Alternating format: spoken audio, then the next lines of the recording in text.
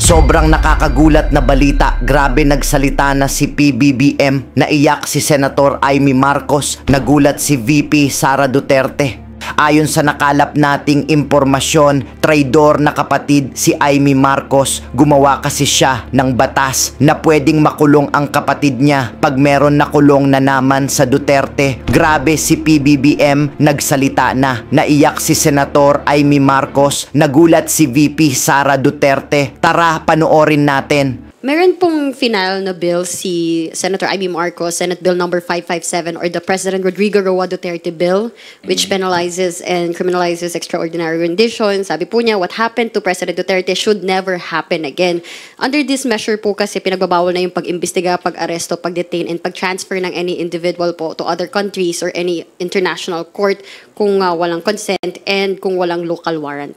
What do you think about this bill?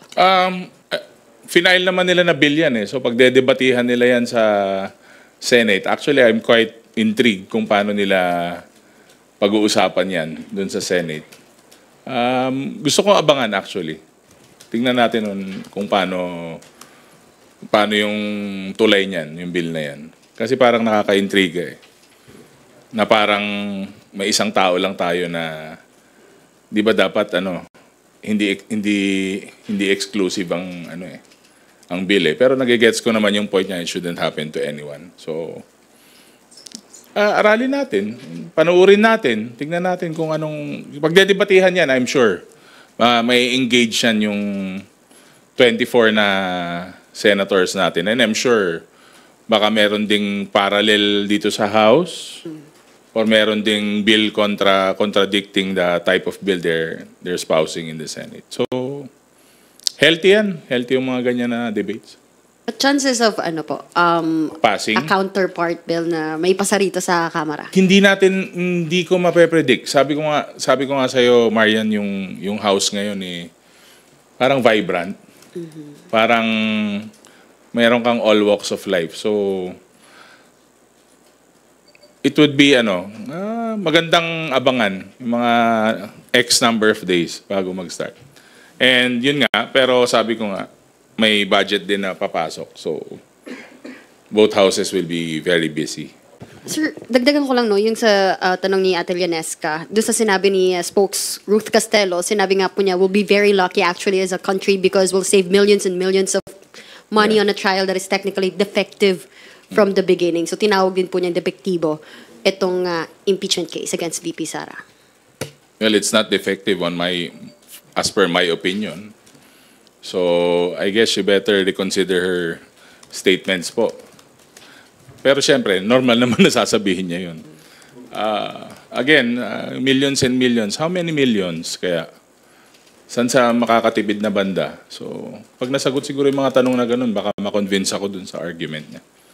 Sir, last na lang from my end. Kasi initially, dati po nung lumabas yung Prime Water probe na gustong imbestigahan po dito sa Kamara, sinabi na po ni VP Sara Duterte na politika lang yan. That was nung tumatakbo pa po si now Senator Camille Villar. Now, yung Dolomite Beach naman, yung gusto pong imbestigahan, which is a project of former President Rodrigo Duterte.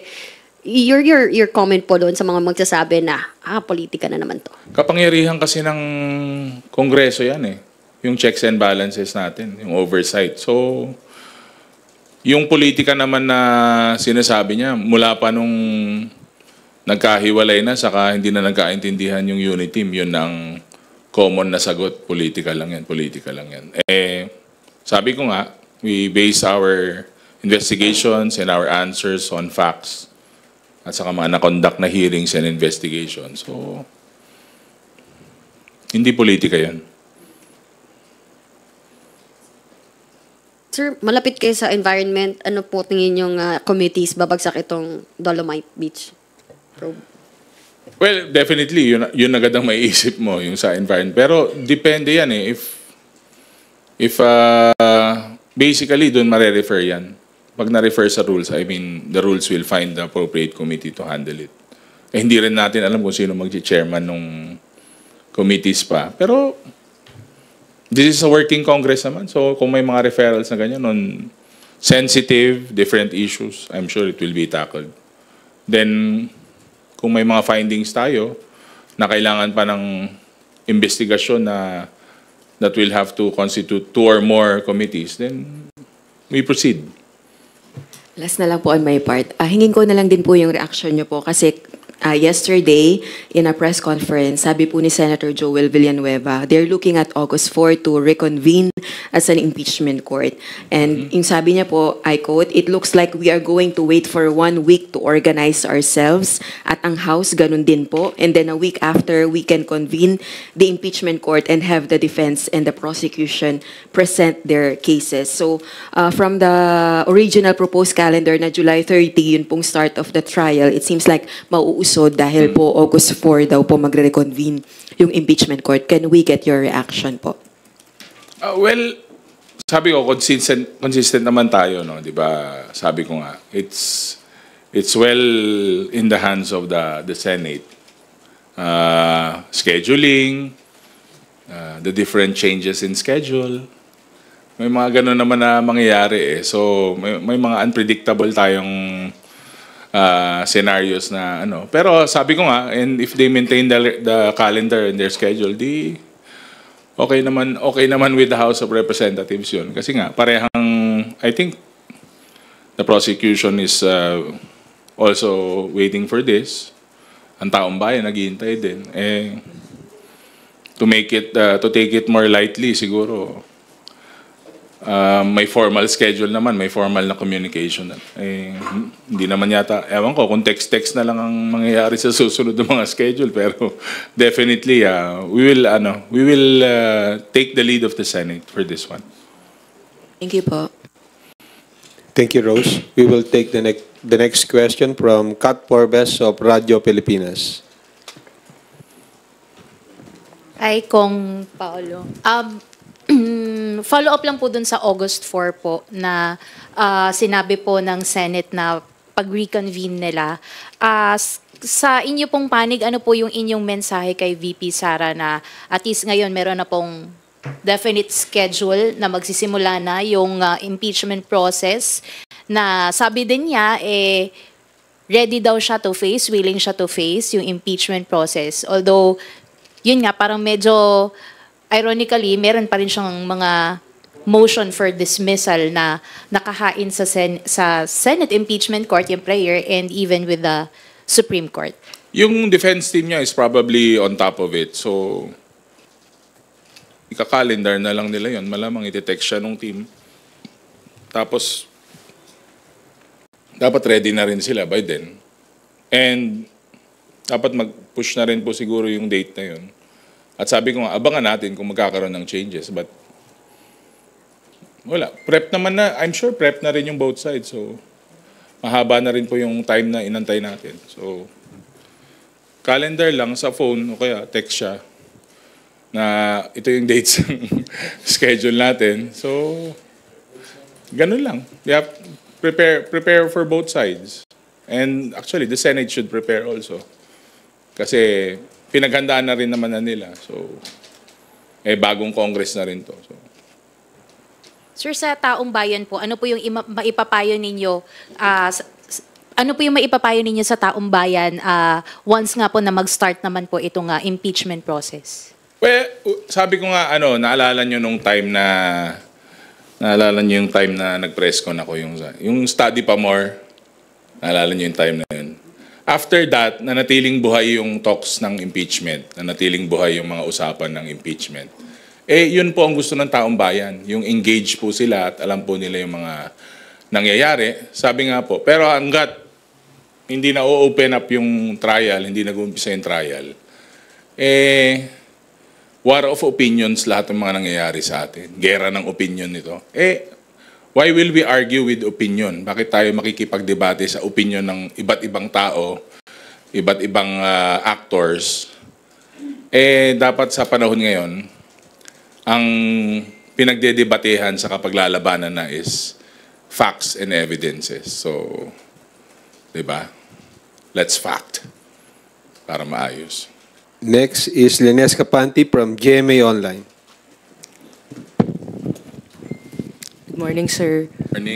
Senator Villanueva also said in the same press conference na I hope the Supreme Court will immediately resolve the petitions regarding the impeachment to make sure that we, referring to the Senate, are on the right track. That's what he said. Indication ba to na baka gamitin na naman ng Senado yung unresolved petitions questioning the legality of the impeachment before the Supreme Court para hindi mag-convene as Senate Impeachment Court para ma-delay po yung trial? Na-delay, medyo na-delay, no? Hindi, ano naman yan, kung ano man ang utos sa atin ng Korte Suprema, kung ano man ang mga kailangan nila, well, the House, the Senate, di mag-comply tayo. Any kind of communication, any kind po na kailangan nila, magko-comply naman wala namang problema doon. Pero sabi nga, klarong-klaro naman po sa ating saligang batas na the impeachment court is an entity on its own. Kaya sabi ko rin po nung nakaraang ambush interview natin, the Senate will try and the Senate must try, no matter what. Sir, follow-up lang. So hindi, they should not use that as an excuse to, hold the trial in abeyance? May mga tanong din kasi. So, kailangan nating respetuhin yung mga binato na questions sa Supreme Court. Pero again, kabisado niya na itong linya ko. It's a leadership call. It's the impeachment court has already constituted itself. Sila na yan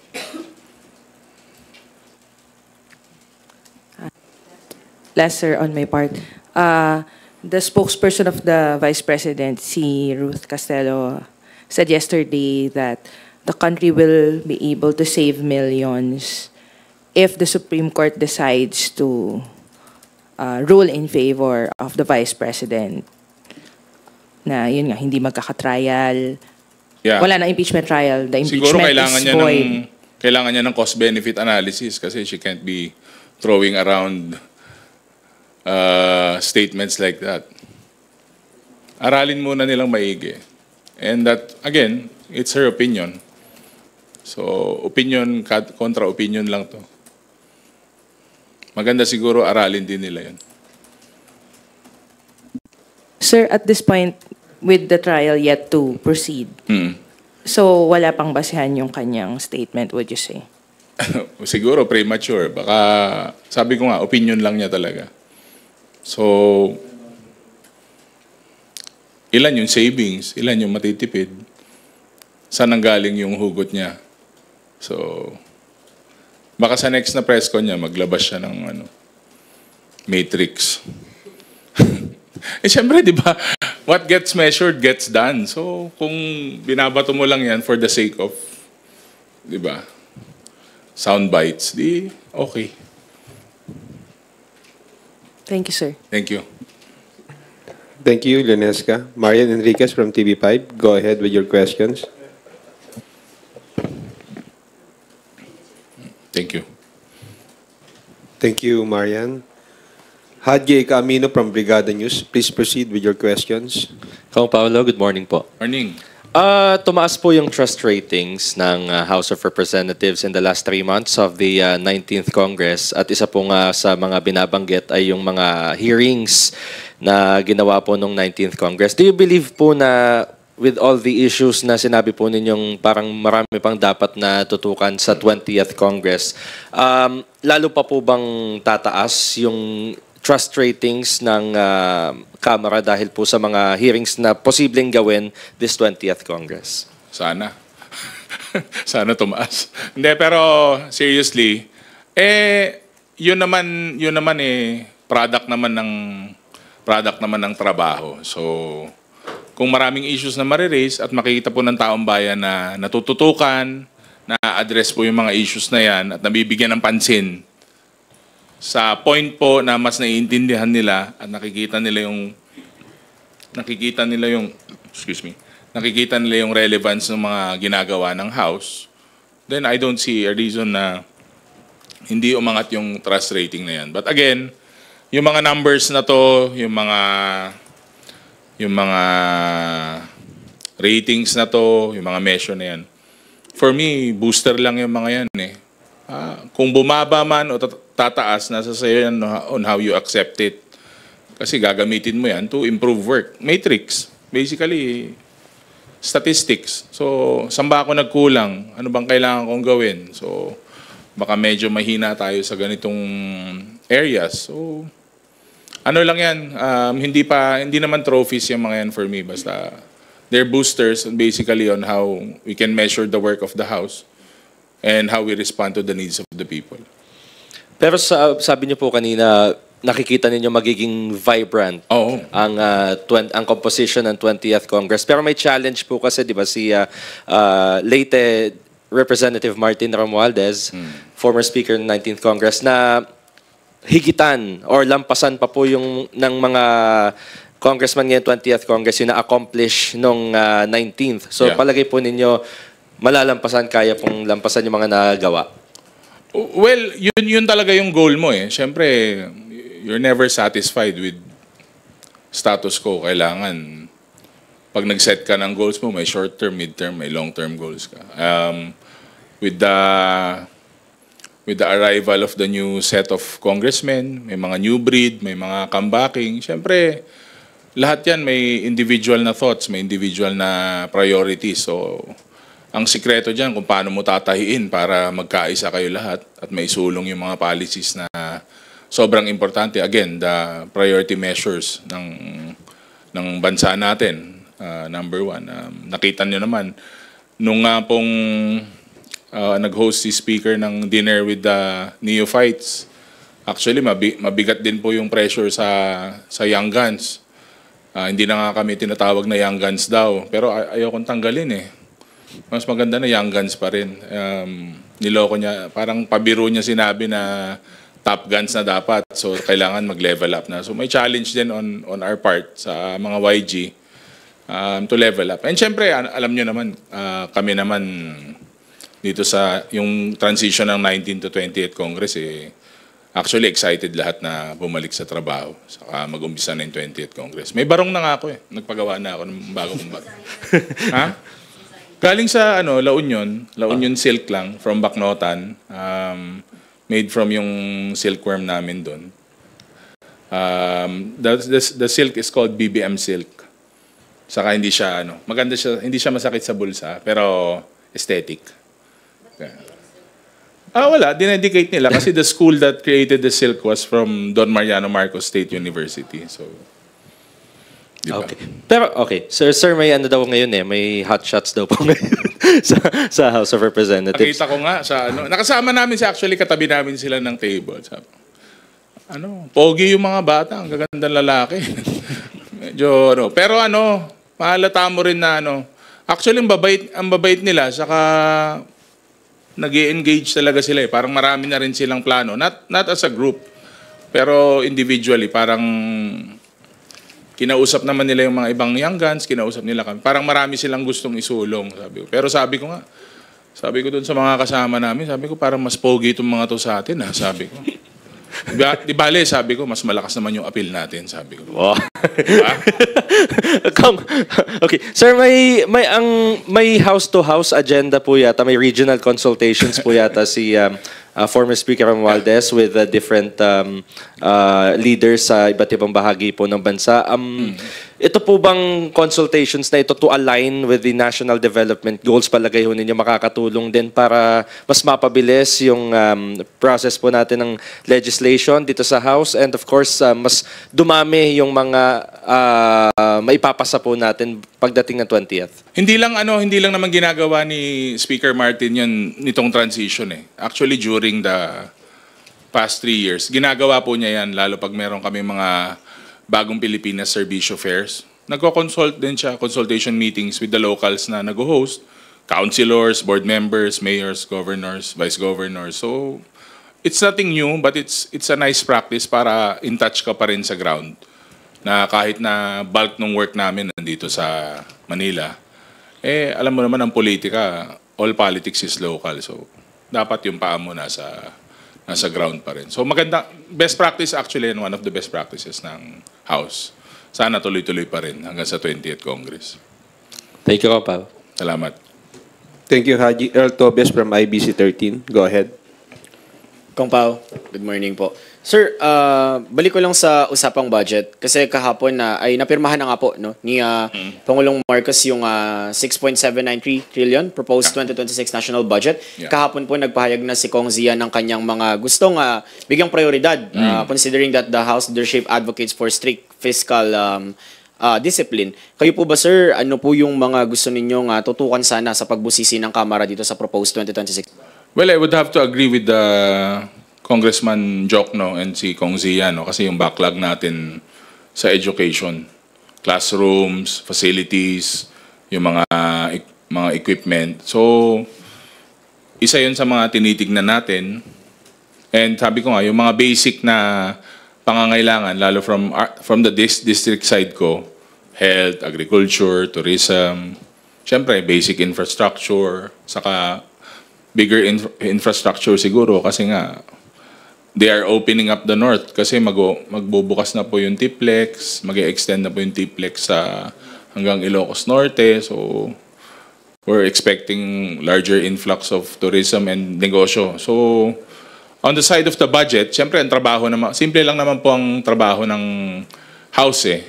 Titignan mo kung paano ginamit yung budget, paano nila pinaplano gamitin yung budget, saka kontra doon sa proposal nila. Eh kung ang isang agency humihingi ng 1 milyon pero ang ginastos niya nung huling term ay 100,000 lang, anong karapatan niya na humingi ng 1 million kung di naman niya na-utilize yung binigay sa kanya na previous budget nung nakaraang kongreso? So, ako, usually talaga tinitignan ko yung utilization rate / yung burn rate nila. Kasi doon mo makikita kung epektibo yung department or ahensya sa paggamit po ng budget natin.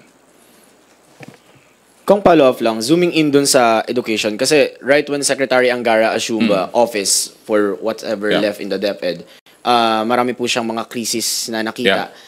Kayo po ba, sir, would you share somehow the sentiment na nananatiling pagsubok yung edukasyon at kailangan ng mas malaking funding para matulungan na si Secretary Angara and the DepEd as its whole? Well, sabi ko nga, ang attack ko ngayon is local. Bulk po ng resolution saka mga love letter sa akin ng mga mayor saka mga teacher sa distrito ko construction ng classrooms. Thank you, sir. Ganito kataas. Sir, thank you. Budget-related pa rin po, pero connected sa tanong ni Ate Marian about the Dolomite Beach. Kasi sabi ni Congressman Ridon doon sa kanyang resolution, the Dolomite project was never a part of NEDA-approved Manila Bay Rehabilitation Master Plan.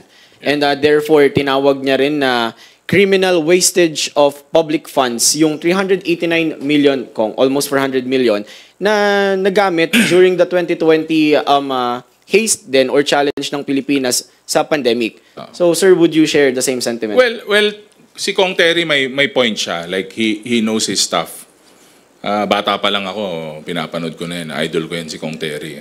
Pero, sabi ko nga sa inyo, lahat naman yan may plano, may paper trail. So, if we conduct or open up an investigation, lalabas naman yan. Makikita natin yung actual cost, pati nga kung saan nanggaling yung mga supplies yan. Makikita naman natin lahat sa investigation eh. And kung hindi satisfied, then we wait for the recommendation of the committee. Actually, hindi ko pa siya nakikita personally pero the sentiments of the House will be referred. Pag-uusapan, imbestigahan, din tignan natin. Sabi ko, ang hirap nga ng minsan, opinion na lang Parang nawawala yung structure So, ibalik natin sa tamang pag-iimbestiga para tama rin yung resulta sa tama rin yung rekomendasyon na mabibigay natin. Thank you, Kong. Last from my end. Budget pa rin po, pero connected na usapin. Mahina ako sa math Walang computation to, Kong. Wala ba?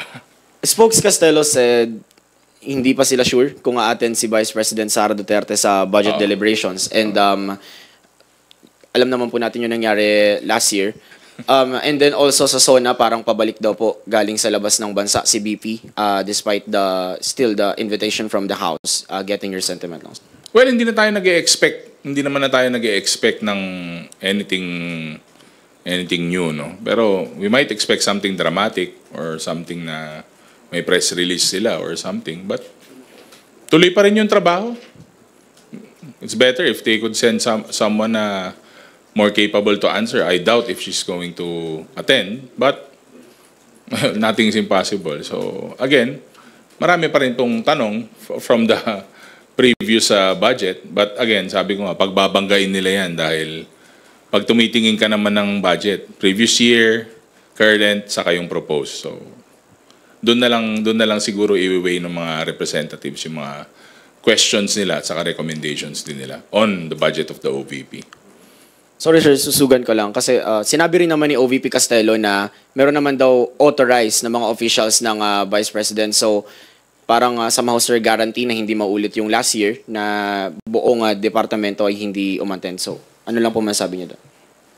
Well, nakita naman po nila yung nangyari nung nakaraan dahil hindi masagot yung mga tanong ng mga representatives. So paano mo i-grant yung proposed budget kung hindi mo masagot at hindi mabigyan ng linaw kung paano ginamit yung mga nakaraang budget? Ganun lang naman kasimple. So it is what it is.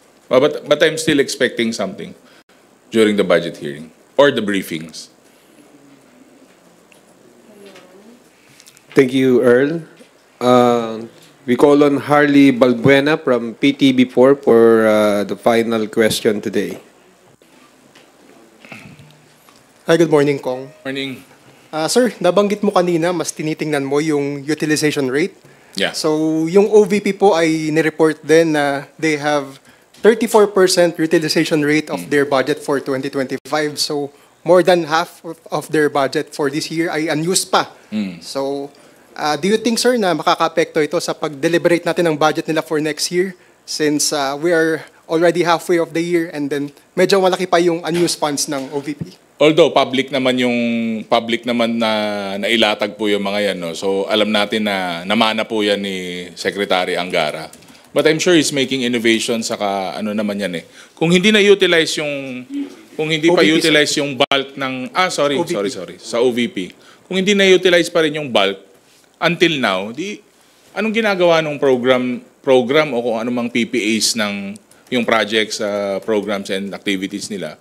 Anong ginagawa nila? So, sabi ko, no emotion. Doon pa rin tayo magbe-base kung paano nila gagamitin, ginamit, saka ano yung propose nila.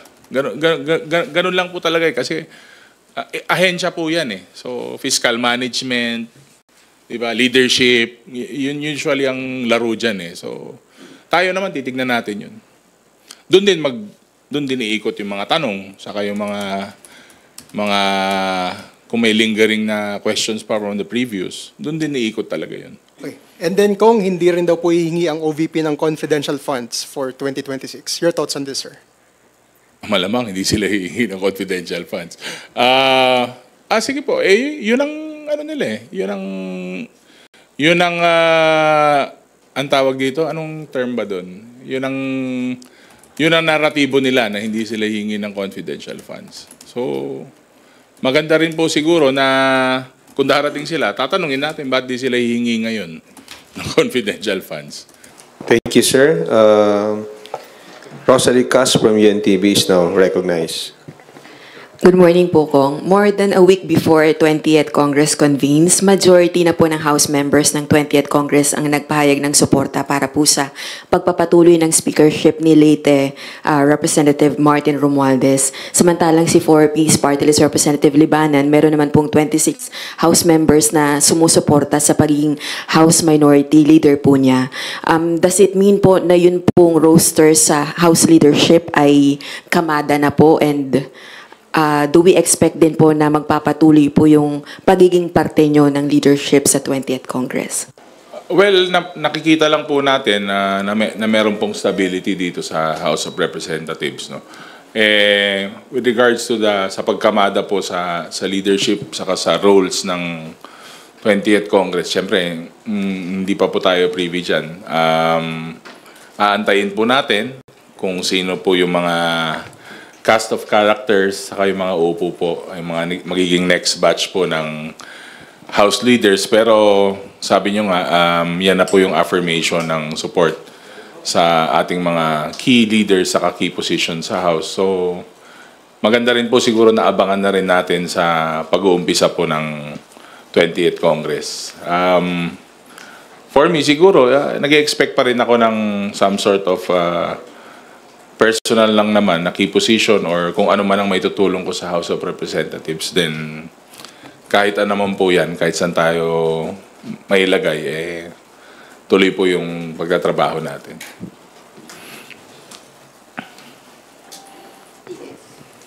Kung pwede po namin malaman kung sino may mga contenders sa pagiging House Majority Leader. House Majority Leader? Well, as reported sa news, marami pong, may news, may blind items, may items. Ang bastonero ng 20th Congress, di ba? May title na nga. The name of the SDML has been floated around, si Kong Sandro. He's very much qualified, pero titignan po natin, mahirap naman po na magbato ng mga pangalan na tingin natin. Kasi alam nyo naman po sa majority sa House of Representatives, marami pong magagaling at marami pong qualified na kasi kahit anong position, syempre, at the end of the day, position sa ka-title po yan, syempre yung resulta ang titignan natin, saka kung paano magtrabaho. So yun pa lang naman ang mga naririnig ko as of now. Baka dahil nasa probinsya ako, kaya medyo mahina yung sounding ko ngayon. So yun pa lang naman. Para po ba maging isang effective na majority leader, ano po yung katangian? Well, as per experience, kasi di ba nasa rules ako, we were under the leadership of Majority Floor Leader Manix Dalipe noong 19th Congress. Sa akin, yung leadership talaga, hindi siya title, hindi siya kung sinong mas mataas o kung sinong mas mahaba yung experience. Talagang yung responsibility sa yung trabaho, yung call to action mo ang tinitignan. And syempre, malaking bagay yung nag-gel kayo, yung camaraderie sa kayong teamwork nyo. I guess, for me, the key ingredient is what happens outside of work. Yung mga nabibuild na relationship sa yung trust doon sa part na yun. Kung madadala nyo yun sa trabaho, iba rin talaga yung effect nun sa organization. Minsan hindi rin ako naniniwala, di ba sinasabi nila na we're not just here to work, we're not here to make friends, we're just here to work. Tingin ko maganda na may balance yun kasi nga a good working relationship can spring out results na magaganda, and nakita po natin sa House of Representatives yun. Yung mga LEDAC priority measures natin, siguro malaking tulong na build talaga yung teamwork sa buong House. Para ang ending naman, results-oriented pa rin dapat tayo kasi nga we are working in government. So tingin ko, yun ang mga key ingredients, yung mga intangibles. Kino-consider din po ba yung seniority at kung ilang terms na sa Congress sa House Majority Leader?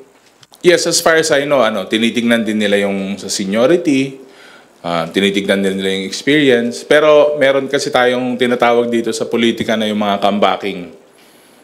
Yung mga dating governor, dating congressman na bumabalik. Siyempre, kino-consider din nila yung wealth of experience nila sa public service. So, kombinasyon din. But definitely, yung mga pure na neophytes, I'm sure parang yun nangyari sa amin, magkakaroon din sila ng magandang training ground. Either if they stay in the independent, minority, or the majority.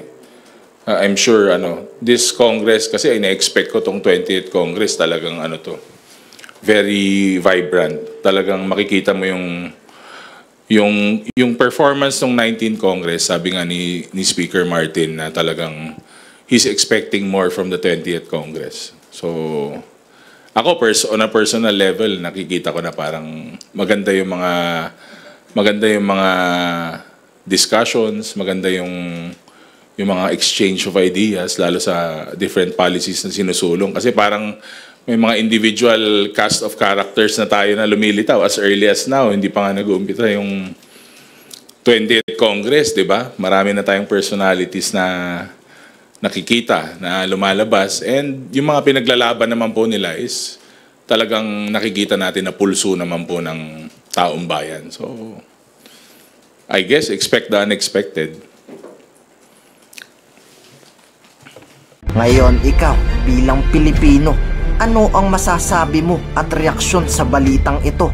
Mag-iwan ka ng komento sa ibaba at atin pong babasahin isa-isa.